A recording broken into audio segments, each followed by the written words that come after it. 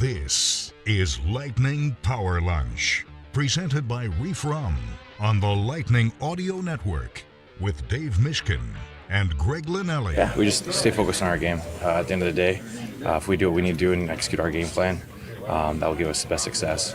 Whatever team comes in, obviously we got to play with emotion, we got to play with their legs, we got to play Lightning hockey. Got to play Lightning hockey. Mm-hmm. That's not 60 minutes, but we shoot for it, don't we, partner?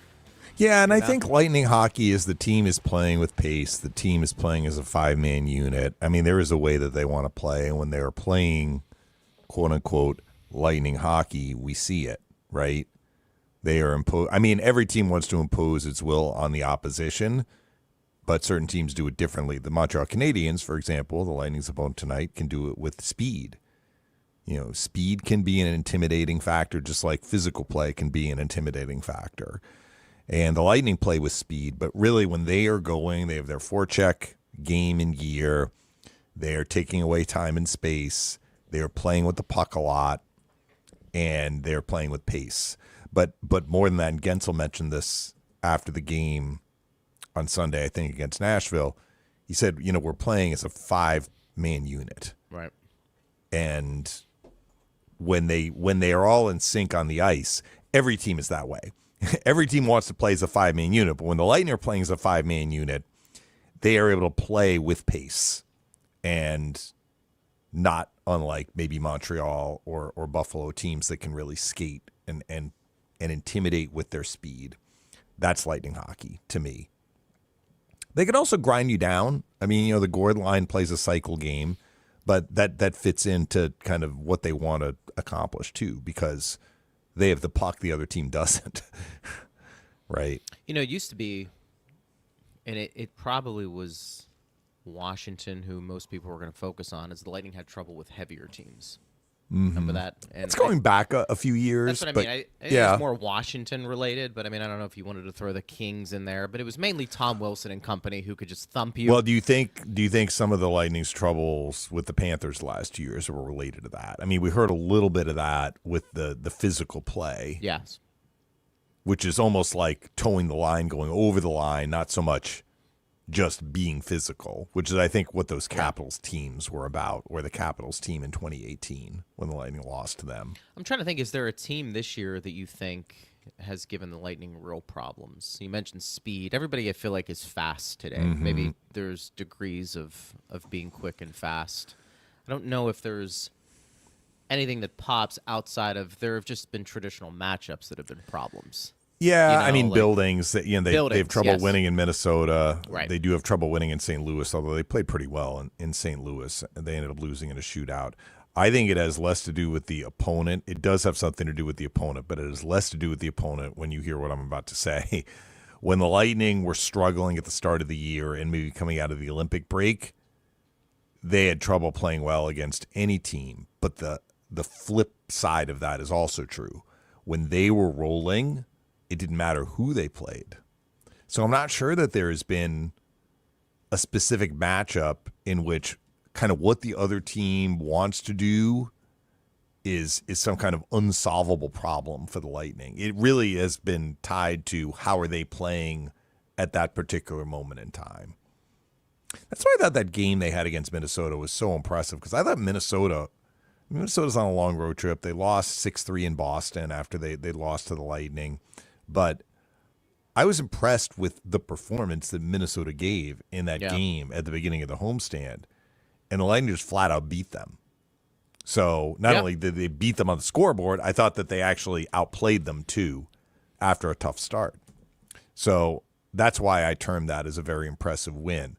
But they faced other really good teams and teams that maybe have played well. And when the Lightning have been rolling, they have handled what those other teams have tried to do to them. They have had some rush coverage issues at points this year, and teams that can attack off the rush with speed when the Lightning are not dialed in have problems. But so does every team. There's a reason why Buffalo has 98 points. There's a reason why Montreal has 94 points. They can skate, and they can make the other team uncomfortable. And I'm using those two teams as an example because certainly in that 8-7 game in Buffalo, the Sabres did a lot of damage off the rush, and their speed hurt the Lightning. And it wasn't so much the first meeting between the Lightning and Canadiens, but it was the second one, the game in Tampa right after Christmas, where the Canadiens, they were just flying. And the Lightning ended up winning in a shootout. They blew a big lead in the third period, but the Canadiens outplayed the Lightning in that game. In that one game. Right. Why did they outplay them? They used their speed. They attacked off the rush. And that's actually, I think, something we've discussed and you alluded to here. I think that's when the Lightning are at their best, when they're playing with that. Yeah. And, it's interesting the issues the Lightning and the problem the Lightning can be for a lot of teams. Hopefully, they will have their biggest offensive weapon in the lineup tonight. He is Nikita Kucherov, meaning going to be a game time decision, correct? Yeah, he participated in what was an optional skate this morning. And I have to be honest, occasionally Kucherov will participate in an optional skate. But I think if you looked at the number of optional skates the Lightning have over the course of a season, Kucherov is involved in less than 50% of them. So usually he is not going out on the ice. Today he did. He missed the two games over the weekend. So maybe certainly he's feeling better if he's here at the arena and getting a workout in. So game time decision according to Coop. So he's definitely feeling better. The question is he going to be able to play tonight? And as he has missed two games over the weekend, Connor McDavid leapfrogged him in the scoring race, now 3 points up. And Nathan MacKinnon had, a couple of fairly productive games. Avalanche won 9-2 last night. MacKinnon had 3 points. So he and Kucherov, are they tied, or is MacKinnon 1 point back? Let's take a look. Yeah, I think they may be tied now. Kuch is up 1 on MacKinnon. Up 1. Okay, I'm sorry. Yeah. And they have the same number of games left. I think they both have 9 games left in the regular season. How about Celebrini getting to the 100? Yeah, mark? good for him. Yeah, so the Sharks cool. hit a speed bump, right? They lost, I think, 4 straight in regulation.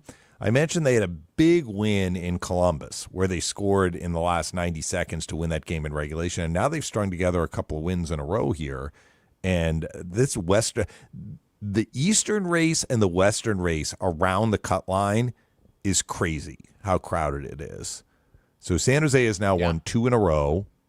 And the Sharks are 2 points behind Nashville for the final wild card spot with 2 teams in between them. But the Sharks have 2 games in hand on Nashville, and they have those 2 head-to-heads. We talked about Nashville's schedule. Colorado is at 73 games, just confirming that, and the Lightning are at 73. So both MacKinnon and Kucherov have 9 games left. Unless something weird happens, MacKinnon will finish the regular season with more games played than Kucherov, though, because Kucherov has missed more time than MacKinnon. McKinnon's played 5 more games than Kucherov. And the points per game is what separates Kuch. Right, but they're not going to look at that. That will not play a role in the Ross Trophy, the Art Ross Trophy for the scoring title, and it probably will not play a role in Hart Trophy voting, fairly or unfairly. 1.81 Kuch points per game. McDavid at 1.68. MacKinnon at 1.67. Yeah. So that just gives you an Look, idea. they've all had great years. Yeah. They have. Here's the thing about that, and we can get into the game tonight. If McDavid, certainly the scoring title is pretty self-explanatory. Like the MVP, I'd be hard-pressed to give it to McDavid if he didn't get into the playoffs, right? Right. I think, me personally, when I look at McDavid, I don't, even if they get into the playoffs, I'm not sure he gets the MVP. And I don't know how much chatter there is about that. I just, that's more of the eye test and a feel. I feel like Kucherov has been more impactful to his team and has had just as good a year offensively. Comparable. That I think I'd give it to the guy who maybe his team leaned on more. So the other part of this is, and I'm not sure that this is any more fair than what we talked about with the points per game. Yeah. McKinnon's dominant part of the season came in the first half. He's had a good second half. Right. But he was so far ahead of everyone, like 2 months in. I can actually go back and I think I can go back and look potentially to see what the race looked like, let's say at the end of November. Maybe Steve, if you're able to do that. Look at the race. Where was McDavid relative to McKinnon 2 months into the season? We know Colorado only had 2 regulation losses at the halfway point. So Colorado has not been as dominant in the second half, and McKinnon has been good, like he is in terms of producing points, but his better half came in the first half. Kucherov, it's the opposite. Kucherov's better half has come in the second half. We talked about, really bleeding into approaching the first half of the season, the end of the first half of the season. But Kucherov had a quiet first month. So Kucherov has been noisier later in the year. McKinnon was noisier at the beginning of the year. That may work against McKinnon. Should it? He helped Colorado jump out to this enormous lead where they really haven't had to sweat missing the playoffs, certainly. Dallas is close enough that, there's still some doubt as to whether they'll get first, but should that work against? It's for the season, right? Like McKinnon was extremely valuable in all of the points that he produced in the first half of the season, helping Colorado only lose 2 games in regulation. Kucherov had this incredible second half bleeding into whatever we want to say, from game 30, let's say, game 25. Should that matter more? I don't know. And McDavid kind of got super hot maybe in the middle where he caught up to McKinnon. And then as the Oilers kind of dipped a little bit coming out of the Olympic break, and they just haven't had as good of a season. Kucherov ended up catching McDavid too. Now, of course, he's 3 points back because McDavid's put together a couple of productive games. Steve had through December 7th. Thank you, Steve. McKinnon had 49 points, Celebrini 43, McDavid 42, Bedard 40, and Cooch was at 34. Yeah, so McKinnon was ahead in early December. So that's 2 months in. Yep. And ahead by, we'll just say a significant amount. As I say that, though, McKinnon's at 120 points. So he has had, 71 points since then. Yeah. So it's hard to say that he's slowed down. It's just maybe that McDavid and Kucherov have been, scoring at a higher rate. Pretty incredible clip. Yeah. For sure. But I think, you talk about the recency bias. Recency bias is in the last week or 2 weeks, but kind of the middle part of the season into the end of the season, Kucherov has been, getting more attention. He's been dominant Than McKinnon for good reason. Yeah. He's setting these like point stretch marks. Sounds like a pregnant woman stretch marks. But you know what I mean? Like a stretch of time where he's setting like X number of points in X number of games is like hasn't been done in 30 years. This is like groundbreaking stuff. So he's gotten a lot of attention for that, whereas McKinnon hasn't, because McKinnon did a lot of his point gathering in the first couple of months of the season. Celebrini, by the way, had 3 points last night, 2 goals. Yeah. And an assist. So you were mentioning the Sharks. The Sharks had a win. Yep. They're there. Like it is going to come down to like which team is going to. Can one of these teams go on a little bit of a run? Because I think Utah is in good shape. I think this race in the West is all about wild card 2. Maybe with the exception of a Pacific team that could slip down and fall out of the top 3. But looking at wild card 1 right now, Utah has a 5-point lead on Nashville. So that's not like locked in, but if they can take care of enough business, right, you would think that they're not going to get past. They would have to get passed by 2 teams to fall out of the playoffs. So I think Utah is pretty well set. Utah actually has the same number of points as Vegas.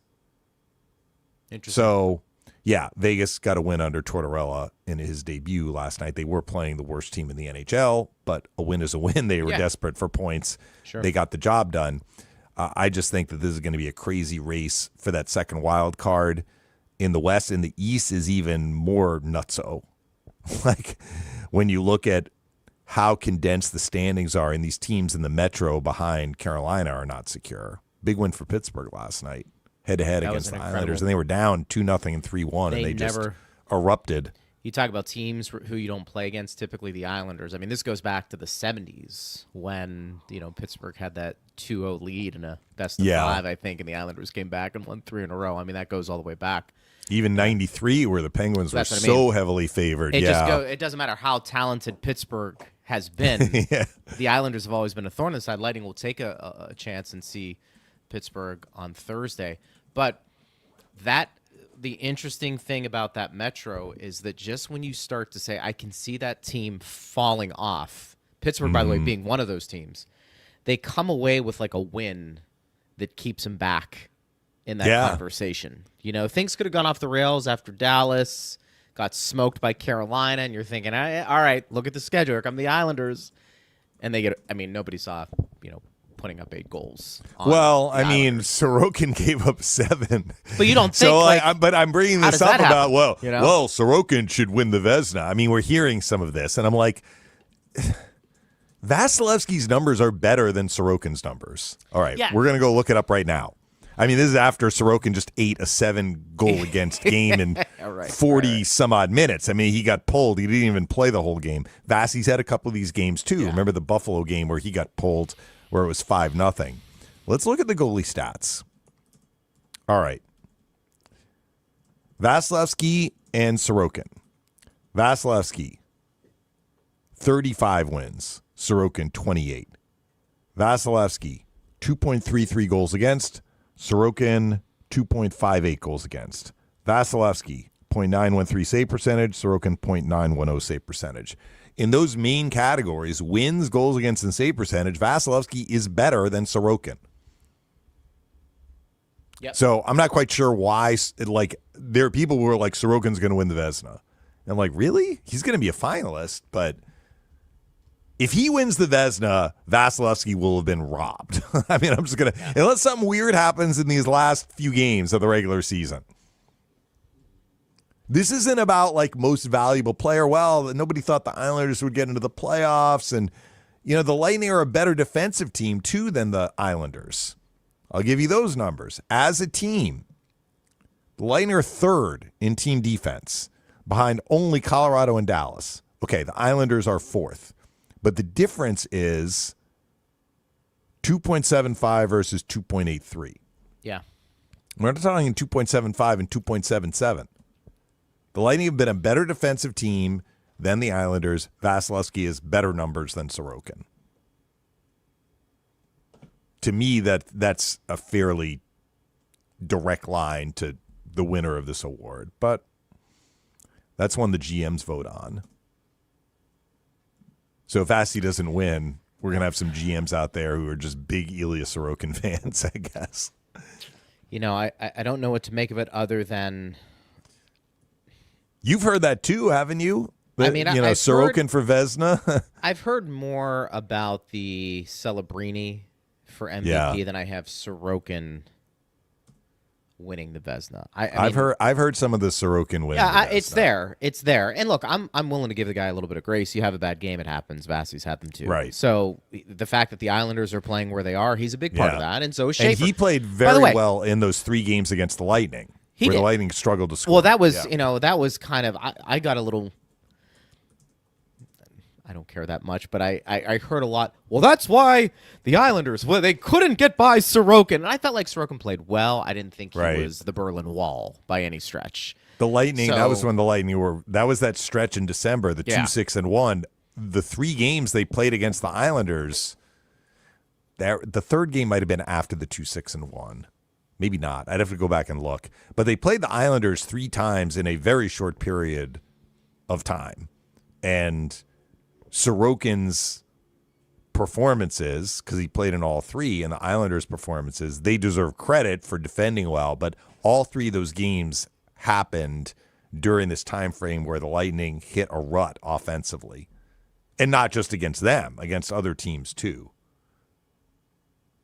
That's what happens when you play a team. They played three times in like a week and a half or something like that.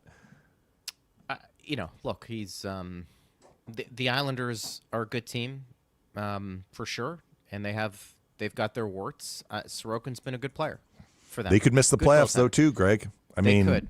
I mean, honestly, this is tight enough that they are not in the clear at all. Steve just confirmed they were all in that stretch. The Lightning lost 2 and they lost 1 in the shootout. So, I mean, we get into these debates about MVP, and I do think it's just a matter of how you see things and your opinions, but we're making such a fuss over Celebrini, and for good reason. Should Schaefer get votes too? For what he's doing on the back end? Schaefer's going to win the Calder. Well, okay, for sure. To me, that's low-hanging fruit, yes. I mean, he's been, as an 18-year-old, right? That's a great. But, I mean, okay, so let's extend that out further. He's how old? Now, look, at a position that we would say potentially is harder to grasp, he's a plus 18, and he's given them a dynamic player on the back end. What's the one thing you and I have discussed about the Islanders not having a dynamic player? Just so happens to be, it looks like it's on the back end. So for everybody that wants to elevate Celebrini, and look, for good reason, yes, I mean, take him out of the lineup, that's a different team. Yeah. Schaefer, it's okay to, I would give him some love. Schaefer very well may get votes for the Hart. I would give him love. I'm not saying I'm going to give it to him. I don't think he's going to get a bunch of first-place votes. No. But... And in my top 3, I'm not sure I'd even have him. But, if we want to have conversations in terms of, most impactful to your team, 18-year-old defenseman who comes up is a plus 18 at a position that's really hard to grasp, and he's making an impact. And if the Islanders make the playoffs, okay. That's a pretty good year. So it is what it is. I think it's going to come down to 3 or 4 players in the Hart Trophy. So we'll deal with that when it comes, but just kind of keeping things in perspective. But you're right about the Metro in that I think that's more of a revolving door. Now, the game tonight, the Canadiens have been playing well. We've talked about how good they have been offensively. We've talked about some of the dynamic young players that they have, and for good reason. So for me, coming into this game for the Lightning, while it's a tremendous opportunity for Montreal and a good test for them, I think a good test for the Lightning, this should grab your attention. So you could say Nashville going through the doldrums, it's a West team and West Coast team, not West Coast team, but out West, and it's a team that we're not seeing. And yeah, they have something to play for, but okay. Montreal should grab your attention. It's I think it will. Game. Yeah. I mean, you should be ready to go. If for any other reason, there's a chance these teams meet the playoffs, right? I mean, yes. Okay, let's look at this. I'm not saying it happens, but this is a really good test. I would anticipate the Lightning maybe having some juice to start this game, unlike what we've seen earlier. Well, I mean, we had John Cooper's quote following the Nashville game, the compilation of the last 5 first periods. Yeah. So I think he would like to see a much better first period. Elite. Yeah. So you might be like, all right, how is Montreal doing it? This was a playoff team last year. So, they made the playoffs as the second wild card. They gave, I would say, Washington a good series, even though they lost in the first round. Some of the games are close. I think one of the games went to overtime that they lost. They were up in game 4, having won game 3. The series was 2-1, and the Caps rallied on them. Sometimes when you're new to the dance in the playoffs, and many of these Canadiens players last year were new to the dance. Yeah. Not all of them. I mean, the Suzukis and the Caulfields and the Josh Andersons and those guys did play in the 2021 Cup final against the Lightning. But a lot of their group last year, it was kind of their first experience. So they lost the series. But now you're like, okay, we lost that series. Let's come back and improve upon it this year. And they have done that. So the Lightning are second in offense. The Canadiens are third. So you're like, all right, how is Montreal doing it? They are still not great shakes defensively for the year. But when you get to game 73, 74, 75, and the numbers, let's just say their defensive numbers are higher than what you would like, it does beg the question, was some of this happening earlier in the year? Where they've had a good year, but they've played exceptionally well in the second half of the year. And have they improved in that regard? And just we're seeing the average for the whole year. I don't have the answer to that. What I can tell you, though, is that Jakub Dobeš, who was, when the Lightning saw the Canadiens in December, it's kind of like, whose net is it? Is it Dobeš's net? Is it Montembeault? They called up Jacob Fowler, remember the Florida-born player who played against the Lightning in the game in Tampa. It's Dobeš's net. He has played, Montembeault is third, really, on this depth chart. Fowler plays some. Dobeš plays the most. Dobeš is expected to start tonight. So maybe the fact that they've settled on him tells you something about where they are defensively. I'm actually going to look and give you Dobeš's numbers for the year. His win-loss record is very impressive. So Dobeš is 25, 8, and 4 with a 2.78 goals against average and a save percentage of .900. So his goals against is actually higher than Fowler's, and his save percentage is comparable, but he's played the most and he's won a lot, okay? But he has given them, let's just say, adequate goaltending. Yeah.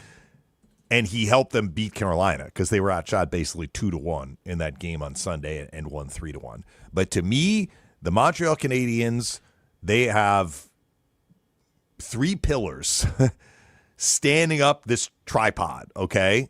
Or forming this tripod. You got Nick Suzuki, who's having a career year in points. You've got Cole Caulfield, who's got 46 goals. And you got Lane Hudson, who's one of the top scoring defensemen in the NHL. There are other players on this team, too, that have helped. Slavkovsky's having a career year, and he often plays on the top line with Suzuki and Caulfield. They seem to be playing together as a line right now. I do he like had a great Oliver Olympic, too, didn't he? He had a great Olympics, yeah. And Oliver Kapanen had a good Olympics, too. He's a younger guy, and he's basically their second-line center. But really, you have three game breakers on this Montreal team, and two of them play together all the time and have tremendous chemistry, talking about the two forwards. And the three of them play together on the power play. Yeah. Not coincidentally, Montreal's power play is fourth in the NHL. So they can score, and they have weapons. The Greg Linnelli theory of, like, if you're going to win in the playoffs, you need to have guys who can make a play. They have guys who can make a play. They are big game, big time players, too. Caulfield scores a lot of goals in overtime, scores a lot of big goals, and just look at the Olympics. Suzuki scored maybe the biggest goal for Canada prior to the gold medal game, which they lost, where they needed a goal. They needed another goal. But he had a deflection against Czechia. After Czechia, Palat scored. Czechia went up 3-2 in the third period. Canada needed a goal to get that game to overtime. Who scored it? Suzuki. So they are an impressive team, and they're well coached. Marty's done a great job with them, Marty St. Louis, and it took them a few years. They had to kind of build things up a little bit, but, you know, Caulfield gained some maturity. They added Hudson. They drafted him, but I mean, you know, he turned pro. He's had 2 terrific years in a row for Montreal from the blue line. So they are kind of a team to me that they play with speed. They play with speed up and down their lineup, but it's really their top end guys that do a lot of the moving and shaking for them. It's not to say they can't win other ways. I think they kind of, you know, did it defending against Carolina, honestly. If you're outshot 2-1, we know that can happen in Carolina, and you win the game. That means you're defending and you're getting a goaltending performance. But at the same time, their 3 goals, who scored the 3 goals? Caulfield had 2, Suzuki had 1. Yep. There you go. Dynamic. They are dynamic. Yeah. They got some players.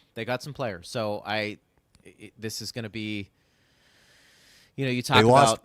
They lost Carrier, by the way, in the last game. He's injured. Yeah. So it sounded like they dressed 7D with Jack-Eye, who had that big fight with Sabrin, if you remember, in the game right after Christmas. I do remember that. And knocked Sabrin out a while, right? down into La La Land, and Sabrin missed some time.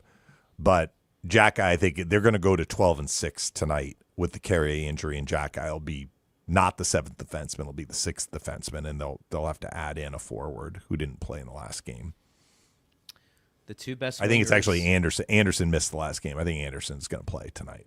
The 2, and he's, I feel like, had, I don't want to say a resurgence, but I feel like every time we've seen Anderson playing with Montreal, he looks closer to the player we saw in Columbus.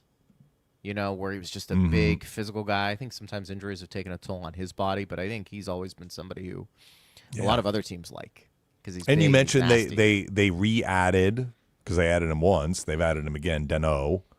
I like Who's him. a really good defensive center. His scoring has really dried up in the last few years. We talked about that when he was on his last stretch of time with LA before they traded him. But he will help Montreal. Good on faceoffs, penalty killer. I mean, he already has 5 more goals than he had with the Kings, which was 0. Yeah. So I mean, and there is a component of his game where he can provide some offense, but he can be a pain in the butt to play against. He was on their team in 2021 when the Lightning saw them in the final. Yes. 2 best, you could say 2 best players in Lightning history, but 2 of the best wingers, certainly in Lightning history, maybe of all time, will be potentially in the same building, right? Marty and Cooch. Mm-hmm. When you think about that dynamic and they briefly overlapped. Briefly. Yeah, good point. Cooch's first year pro and in the NHL was Marty's last year with the Lightning. And Marty was traded, at the deadline. Has he ever talked about Cooch? Well, I think like he in that speaks about him with admiration. Yeah. Well, But I he mean, had Marty spent more time playing with Plot and Johnson that year when they were rookies, and they were both Calder finalists. They lost to McKinnon, but they were 2 and 3 in the voting. Kucherov came up in November and stayed up, but we've talked about this. He only played in 2 of the 4 playoff games. Lightning lost to Montreal that year in the playoffs, and by then Marty had been traded to New York, so they overlapped briefly. But I mean, Marty St. Louis, even before he became coach of the Montreal Canadiens, was following the game and certainly knows what Kucherov is all about. Matheson's think about it. Steven Stamkos is 2 great facilitators during his time with the Lightning. You had Marty, and then you had Cooch. Look, I speak for themselves. Marty St. Louis is going to go down as one of the best to ever do it for sure. Hall of Famer. Do you put him in the same class as a playmaker with Kucherov? No, I don't. That's not a knock on Marty did things. Marty. No, Marty just did things differently. He did. Marty played whatever Marty was listed at, 5'8", so 5'7", 5', something like that. I mean, he played with the heart of somebody 6'8", no doubt, and was able to do a lot of. I mean, he had such quickness to his game for most of his career. I mean, at the very end, as they say, Father Time is undefeated, right? But, really, I mean, not just in his prime, even toward the end of his time playing in the NHL, he was so smart and so quick and so hungry and played with such tenacity, in addition to having great skill. But I'm not sure that, we've talked about Kucherov. There are very few players who have ever played the game who can do what Kucherov can do. Chief has put him on the same kind of wavelength. Him Marty or him Cooch? Cooch with Gretzky in terms of how they see the ice. Yeah, I agree with that's I've always said this too. When you start being in that conversation with Gretzky, you're doing something, and it could only be for one thing. But if you're in that conversation for that one thing, you're doing things that are pretty special, because that doesn't happen a lot. But I don't know. Good. It's going to be a fun game tonight. I think the atmosphere will be fun. I think the opponent Tampa Bay is playing is going to be fun, and there's something to play for in this game. I wouldn't be surprised if this game gets chippy. Either. So I think from that perspective, it'll be good. Do you want to get to some questions, or is there anything else we need to add? Just a couple of notes. Yeah. Coop actually mentioned this in passing when he met with the media this morning. So just 2 things to keep in mind. The Lightning have 9 games left. Of those 9 games, 7 are within the Atlantic Division. Now, they're playing Pittsburgh. Pittsburgh is in the mix, to try and get into the playoffs too, which is kind of my other note, which is, okay, Detroit is right now on the outside looking in, but they are in the mix.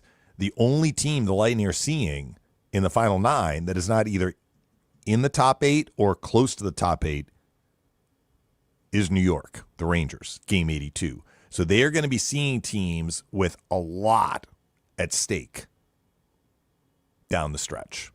A lot of divisional games, in other words, they're not seeing a team that's, other than the Rangers, it's basically been eliminated already.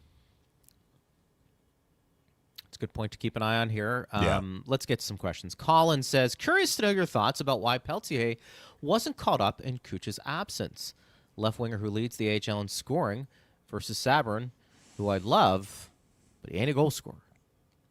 Well, it's hard to argue with the results. The Lightning won both games in which Kucherov was sick. They had available forwards to come in, and they put 2 of them in on Saturday because Nick Paul was sick too. By the way, it looks like Sabourin's in again tonight. I don't know if he's going to ask for a rematch with Jack-Eye, but it does seem like Santini and Bjorkstrand are out. So in the Saturday game against Ottawa, Santini was the 7th defenseman, but he only had a couple of shifts. He played just barely over a minute. So really the Lightning went 11-6. What do you make of Bjorkstrand? His minutes are down. He's not even on the top power play. No. Occasionally he shows up on the top unit, but he's not a regular member of that unit. They've really been going with Hagel. This is without Kucherov, too. But last weekend, we saw Hagel on the unit. We saw Gonsalves on the unit. We didn't see a lot of Bjorkstrand. He played a little bit, but with Kucherov, prior to Kucherov being out due to illness, in the games leading up to last weekend, when the Lightning had a power play, sometimes we saw Bjorkstrand, but often we saw Hagel on the first unit. I'm stating and the then obvious. 5-on-5, he's playing on the 4th line. Bjorkstrand, I mean. I'm stating the obvious. This is incredibly disappointing for Bjorkstrand and for the team. And this does set up a situation where you could see he's a healthy scratch in the playoffs. Because for them to make this decision late in the year, you want to be getting guys going because you look at him and say, that guy probably could help us. But now, this decision, to your point, with maybe some guys in and out of the lineup, you would think, hey, we're going to give you some opportunities. Let's get going. This tells me, this is my spidey sense, which could be wrong, that ice time has been limited, more so than we've seen. The production hasn't been there. 11 total goals, most of those coming on the power play. That the coaching staff potentially is preparing that Bjorkstrand might not be in the lineup when the playoffs start. Doesn't mean he won't see action. I want to be very clear on that. But depending on what their lineup looks like, that is like, hey, you want to know why this makes the Lightning a great organization? It's not only going out and getting a Bjorkstrand because of his credentials. It's also making the tough decision like, hey, if it's not working right now, then maybe we have to look at what is to give our team the best chance at winning. Sure. It doesn't mean he won't have an impact at some point, but that just tells me the coaching staff, the organization is looking at like, all right, it's not working right now. So we've got to figure this out. And this is just based on who was out late. Correct. For an optional skate. Yes. So we won't know for sure. Maybe, yeah.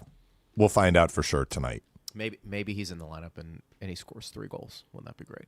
Alex, is probably easier to replace a 4th liner than Kuch. Sabourin has gotten some goals this year and seems to have played a few games for the Bolts, so familiarity maybe. So this is still about Kucherov I think is going to play tonight. So about Sabourin, they like Sabourin. He's got 1 goal though. No, he doesn't have several goals. I think he's got 1 goal for the Lightning. Right, but I think Sabourin has given the Lightning feel that Sabourin has given them good minutes. He's been fine. He's a reliable. He does take some penalties sometimes. that's being a physical guy. Being a physical guy, right. he is prone to getting called for penalties and taking penalties. But his 5-on-5 play has been very solid. He knows where he's supposed to be on the ice, which sounds ridiculous when you're talking about an NHLer. Of course he knows where he's supposed to be, but he's just reliable and consistent. Like he's in the right place. He is where he is supposed to be. When they're trying to break out, when they're on the forecheck, he's a veteran guy. He knows how to play the game. He has enough NHL experience that it's not like, oh my gosh, what am I supposed to do? I'm used to playing in the minors. This is a new experience. He's had enough reps at the NHL level that being in an NHL game is not going to bother him. You know, he's basically unflappable in that regard. He provides toughness. He's willing to fight. He's a good fighter. I mean, yes, he's all offense and, you know, just looks to throw, and sometimes he gets caught with a punch from the other player, but he also lands a lot of punches, and he is fearless about fighting. So that does have an impact, having somebody like that in the lineup. The Lightning like having this guy in the lineup. There's a reason why he has been on their NHL roster, you know, basically consistently through the second half of the year, even if he has been a healthy scratch at times. And right now, against this particular team, the Lightning want to use him.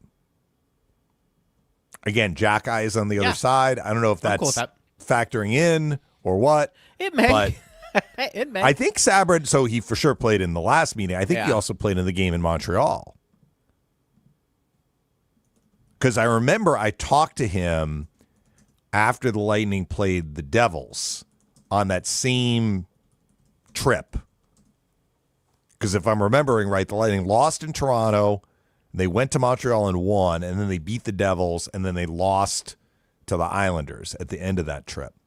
And I remember talking to Sabrin after the Devils game because he fought Dylan and did quite well in that fight. So I have a feeling Sabrin also played in the first game against Montreal. I guess as I'm speculating, I can look it up. It's not that difficult. But, you know, he's played against the Canadiens, a speed team. You're like, you know, how's he going to do in terms of, you know, what they can do with their speed? And he's done just fine. So the second part to that with Sabrin, I'm looking him up. Yeah, he's played in both games. You have to, when you're somebody like him, you have to be able to show the ability to play a little bit too.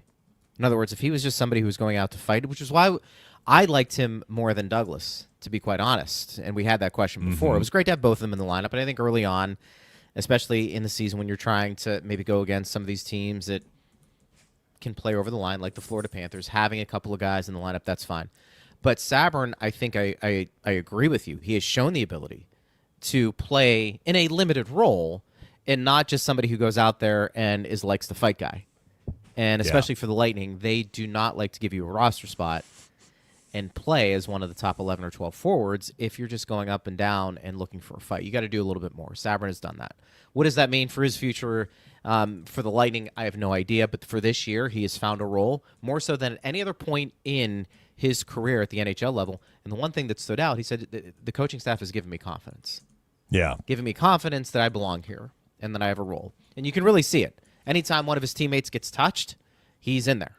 He'll do whatever he has to do to stay in the lineup. And if you don't believe me, go ask Aaron Ekblad. And by the way, you know, this Anaheim-Toronto game last night that was played in Anaheim, it was a wild game. Toronto won 5-4 in overtime. Both teams scored late on a Anaheim power play. The Leafs scored shorthanded to go up, and then the Ducks tied it on the same power play late in the third. But this was the whole Radko Gudas retribution game for the Leafs, and I guess Gudas is actually battling an injury and said, I have to answer for my mistake. Like, I think he actually said, he did. I have to answer for my mistake. Like, he even acknowledged that it was a mistake.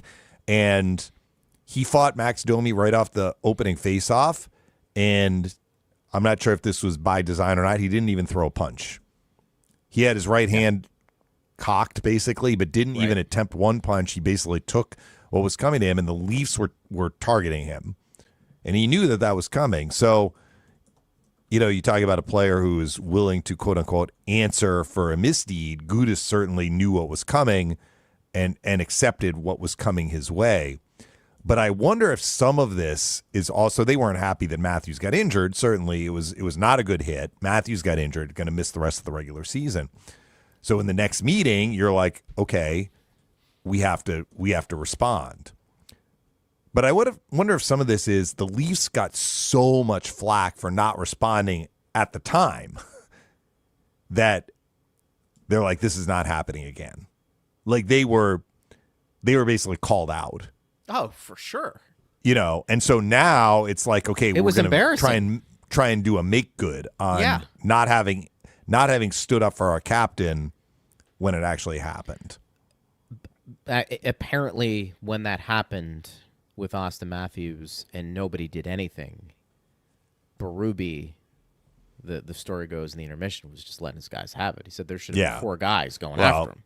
And if he were on the ice, he would have taken matters into his own hands. I'm surprised he didn't drop the gloves and try and go out there and make something up. By the way, you always wonder, we're not in the locker rooms, you always wonder how that dynamic plays out.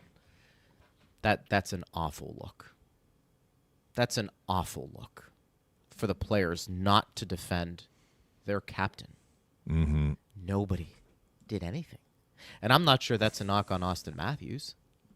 Even if you didn't like him as a person, and I'm just an example here. Right. The hockey code is that you go defend a teammate, particularly against a guy like Gudas, who has a history of, shall we say, playing a little bit over the line. Yeah. And that's his game. He's physical, but he does go over the line. For nobody to do anything when it happened, I wonder. I'm not saying that makes the decision easier for Austin Matthews to move on from Toronto. That might be too big picture. But those are signature moments, I think, in a season. But also the way that team is constructed. Like, could you imagine if, I mean, it was funny. I was showing you clips of, there were some fights back in the day. It was when Stamkos came back here a couple of days ago. Yeah. I had forgotten. Brayden Point got rammed into the boards against the Leafs. I'd forgotten. Stamkos jumps in, and then he and Austin Matthews fought. Now, Matthews wasn't the guy who nailed Cooch, but it was Riley, I think. It was Riley. And then there was moments where Stamkos, I forget who the player was, there's a pass to Kucherov coming across center ice. The guy sticks out his leg. Kucherov goes twirling. I think it was early in Kucherov's career. Stamkos goes right after the guy. Mm-hmm. I mean, we have seen that's one of the great attributes, I think, of this Lightning team. You breathe on somebody differently or look at them differently. I mean, Cirelli, Hagel, Chernak, Lilleberg. I mean, it these happened are guys in the Edmonton game. In. Cirelli went after Podkolzin. It was actually Nurse who hit Hagel in the head. But I just couldn't. I mean, could you imagine the Lightning's best player, whoever that is? Yeah. And the Lightning not doing anything about it. Right. I mean, But I think my point was, it almost seemed like, okay, they had the fight with Gudas at the beginning of the game. Yeah. Maybe it should be over, but maybe it shouldn't be over. I don't know. But it definitely was not over. Like that was not enough. That was not enough of a pound of flesh. And some of that might have just been, it wasn't enough because now they know Matthews is out for the year. But some of it might have also been, we got raked over the coals for what happened in the last meeting, and so we are going to go above and beyond here. Yeah, I agree. But I mean, Radko Gudas is a big boy. He knew it was coming, and, the teams only meet twice a year anyway. Everybody but we'll see if this carries over to next year. Everybody in that building should have known what was going to happen. However, even if the Leafs fought every shift, it wasn't going to be enough. It's not enough of a make good. Didn't do for what they did. Like, you had one chance. You're captain, and you didn't do anything. I mean, it's just staggering. Anthony says, I think the biggest problem for Bjorkstrand is the second pass he makes on the power play. Sometimes he needs to hold on to the puck. Sometimes he rims it too hard. Losing possession is crucial, but he defends.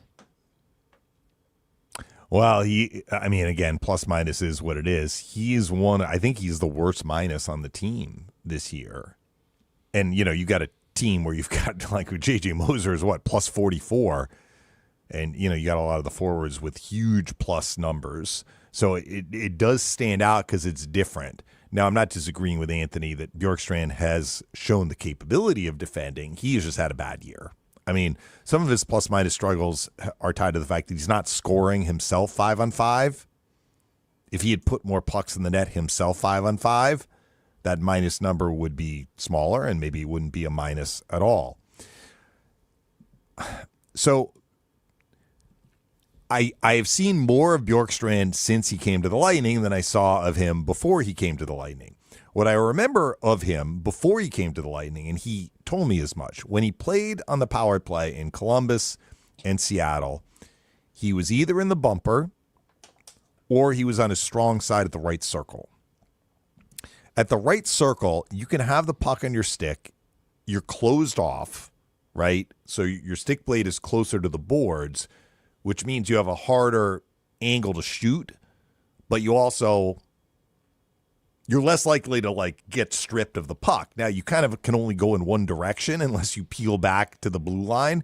But what I remember from Bjorkstrand was he had the capability, and still does, of scoring from a very bad angle on his strong side. Like he's a righty shot, bottom of the right circle. He can snap it and he'll pick the corner. He scored on Vasilevsky from that very spot. And I think some of the time he was on the power play, he was there. The other time he was in the bumper, which is usually a soft one-timer, a soft pass leading to a one-timer. Yeah. He's scored some goals with the Lightning from there. His spot with the Lightning is on the other side. So, he's gotten a lot of reps there this year, but throughout the bulk of his career, he's not been there. So Anthony's point is, he's trying to make a second pass. I mean, part of it is Kucherov is wiring the one-timer option. Like the puck is coming hard. It's hard to one-time it cleanly and get it where you want to get it. Not everyone can do it. That has been a struggle for him. If he stops it, it gives the penalty kill time to react. And they're closing on him and taking away maybe a shooting lane. So, maybe you need to have more of a catch and release almost. Like you get it, you stop it, you snap it in one motion. But it just hasn't worked for him being in a different spot on the ice. It doesn't work consistently enough. Having said that, he's got 9 power play goals this year. So, only Radish has more on the team. But I think, you've made the point and Phil has made the point too that, based on who he's playing with, 9 is low. Like he could have had more. So, look, he's going to put in the work. Yeah.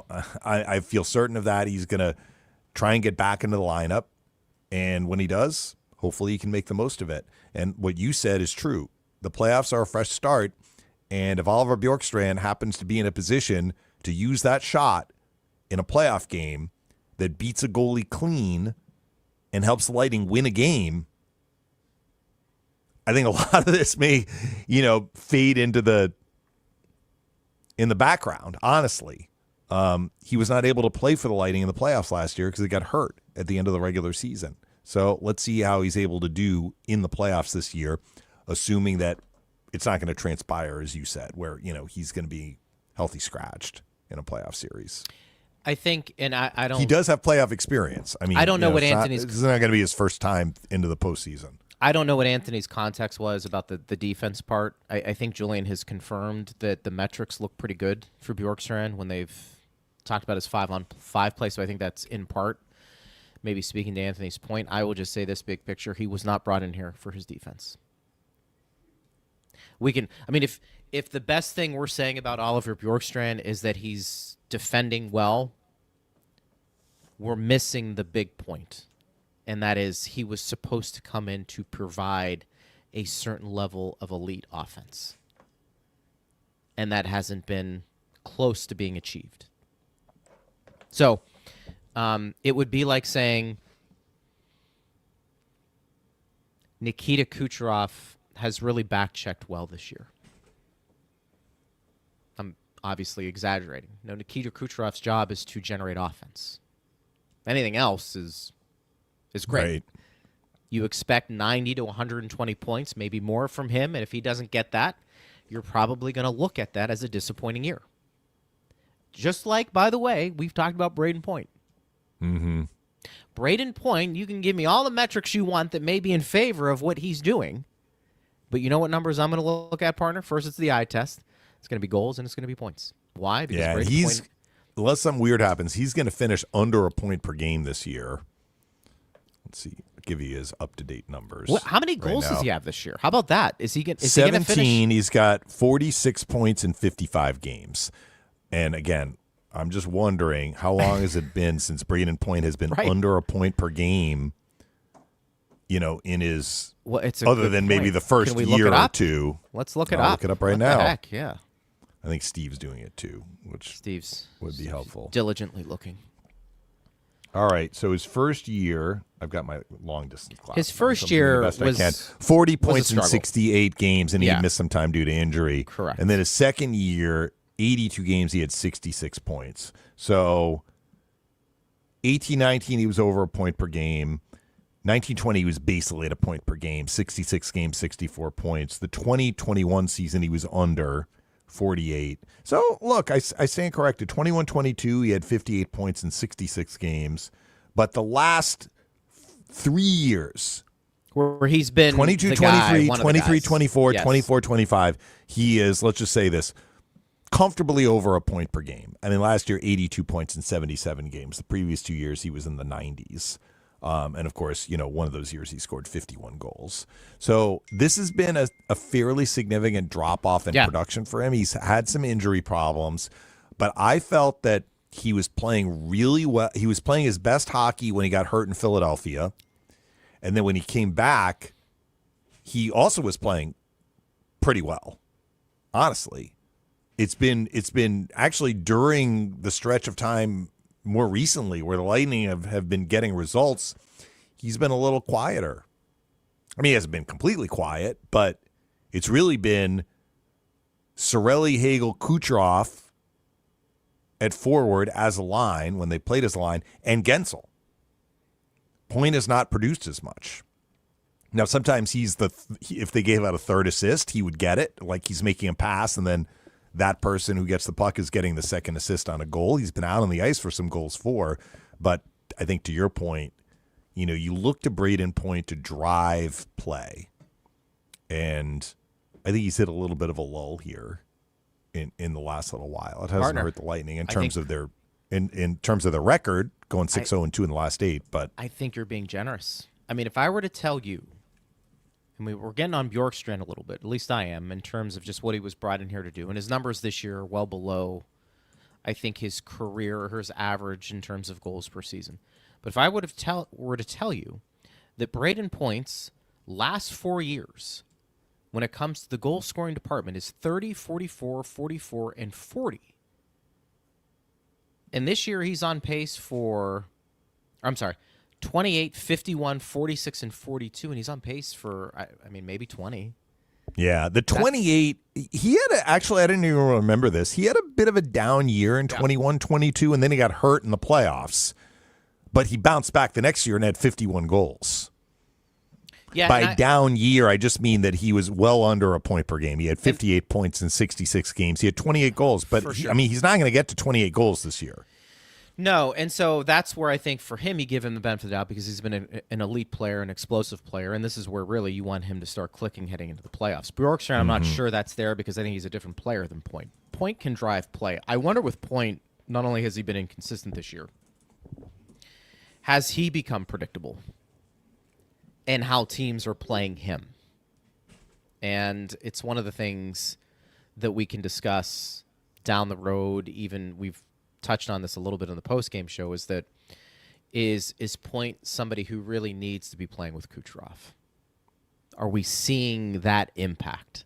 Mm-hmm. Probably more so this year. I think a lot of this is tied, though, to he has not gotten the same looks on the power play that he usually gets, and he's not scored. I mean, we just talked about Radish leads the team with 10 power play goals, and Bjorkstrand has 9. Sure. Usually it's Point. I mean, last year Point and Gensel were at 16 and 17 respectively, or they were both had 17 power play goals. I mean, add 10 goals to Braden Point's total right now. He had those last year that he doesn't have. And I don't know this what to year. make of it. And I don't know what to make of it. It could just be one of those years. And look, let's hope he has a breakout game. But you tonight. talked about the playoffs being a fresh start. Yeah. Maybe there's going to be some of that for him. Agree. I mean, I don't think that he has played poorly. I mean, during the stretch of 6-0-2, he has pulled on the rope. He has.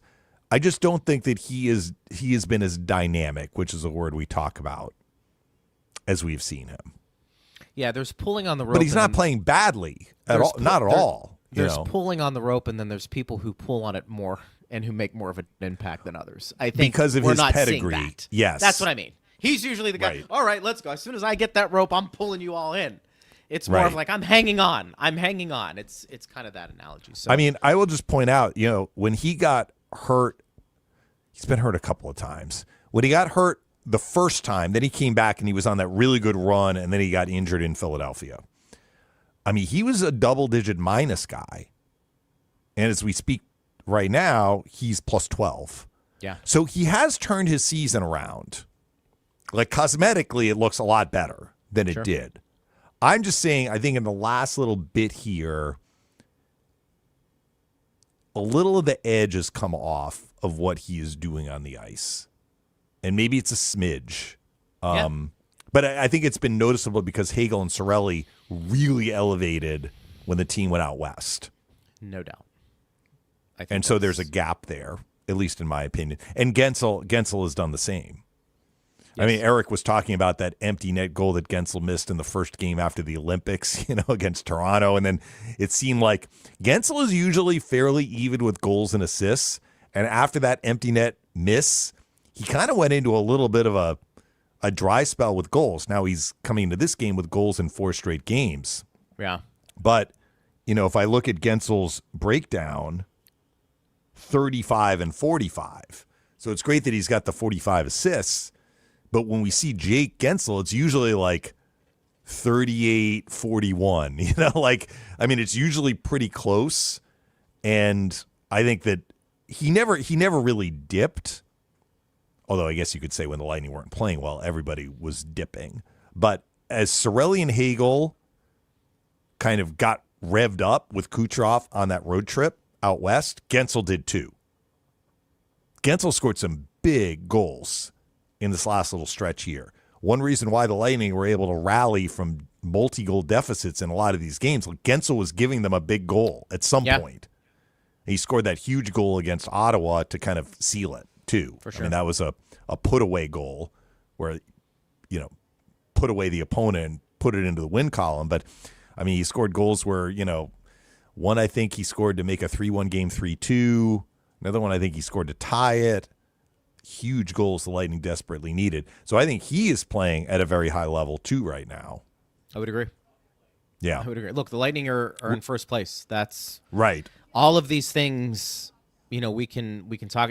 That's why we've made a push for Kucherov for as good as he's been, John Cooper as well. But I think collectively this team has something that we haven't seen the last couple of years, whatever that is, and it's been fun to watch. But before we sign off, enjoy some Reif Rum, smooth, versatile, now pouring at Benchmark International Arena. Order a tropical wave or a lightning mule and taste why fans are switching.